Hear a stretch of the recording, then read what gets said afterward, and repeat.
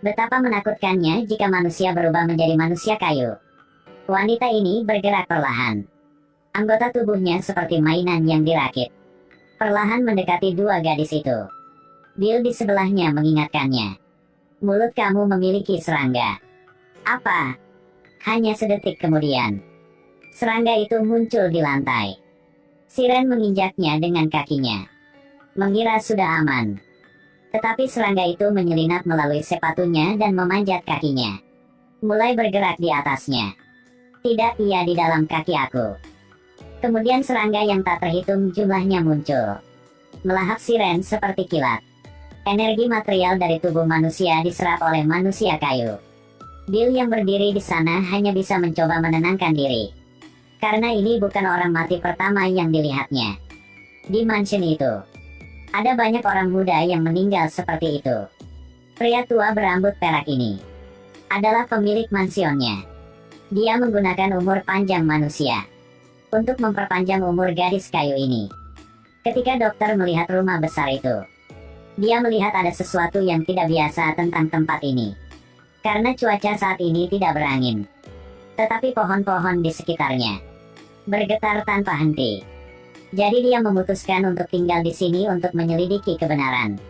Sampai larut malam, Landelot tiba-tiba muncul di kamar.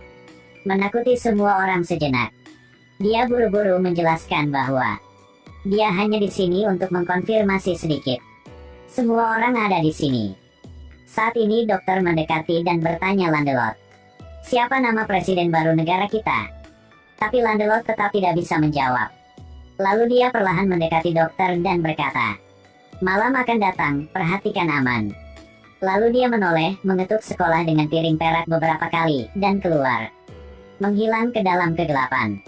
Anehnya, tidak lama kemudian, ada suara gemerisik di dalam ruangan. Si pirang mengira itu angin di luar, dan tidak keberatan berlari ke atas untuk bersiap-siap tidur.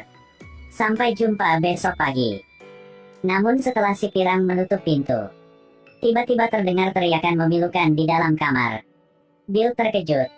Apalagi sekarang kenop pintu kamar terkunci total.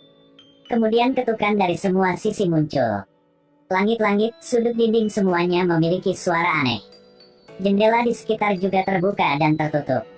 Sedangkan dokter di bawah juga mendengar suaranya. Sekaligus engsel di semua pintu tertutup rapat, menjebak mereka di sini. Pada saat ini, gadis berambut panjang itu tiba-tiba mengalami klaustrofobia. Dia ingin segera pergi dari tempat ini. Akhirnya menemukan pintu yang tidak terkunci. Begitu saat pintu tertutup, dia sudah berlari keluar. Tetapi tepat setelah itu, sesuatu muncul di belakangnya. Setelah itu adalah teriakan yang menyedihkan. Apakah gadis berambut panjang itu hidup atau mati? Tidak ada yang tahunya. Sekarang dokter menyadari bahwa melihat dinding ini bukan hanya keberadaan kita di sini. Pasti ada rahasia tersembunyi di sini. Di lantai atas, Bill tiba-tiba menemukan teman sekamarnya terjebak di dinding. Tidak bergerak.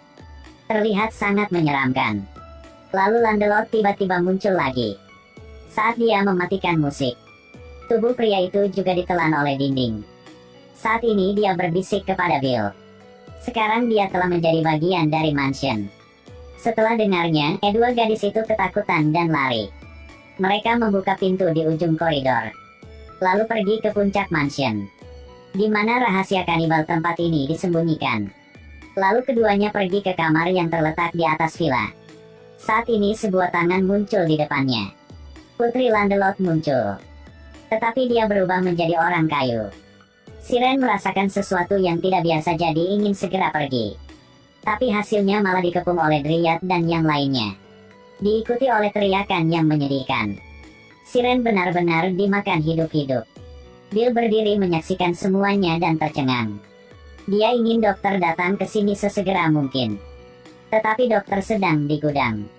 Dia berdasarkan informasi yang dia dokumentasikan di sana, menemukan bahwa setiap 20 tahun akan ada sekelompok anak muda yang datang untuk tinggal. Apalagi mereka semua menghilang di malam hari. Kemudian dokter mendengar suara dan bergegas ke arah suara itu. Siapa di sini? Pada saat ini seekor serangga Dryad merangkak keluar dari pintu depan. Tentakelnya masih memancarkan cahaya seperti mutiara. Dia pikir serangga ini berasal dari luar angkasa. Lalu banyak serangga Dryad merangkak keluar dari dinding. Keduanya langsung kabur. Kemudian bertemu dengan Landelot yang telah lama menunggu mereka. Dokter segera bertanya padanya, "Di mana para pemuda yang hilang?" Landelot dengan jujur mengatakan kepadanya, 7 tahun yang lalu putrinya mendapat penyakit serius yang tidak dapat disembuhkan dengan teknik medis apapun. Sampai makhluk asing ini muncul, mengobati penyakit putrinya, yang ditukar dengan syarat bahwa setiap 20 tahun, ia dipaksa untuk memberikan nutrisi manusia kepada mereka untuk bertahan hidup. Setelah mendengar ini, Harry panik dan lari. Namun akibatnya tangga kayu di bawah kakinya menahan kakinya. Kemudian Landelot mengetuk satu sisi kayu dengan garpu perak lagi. Suara itu dengan cepat menarik Dryad datang. Harry ditelan seluruhnya oleh mereka. Dokter segera mundur. Dia ingin segera melihat putri Landelot.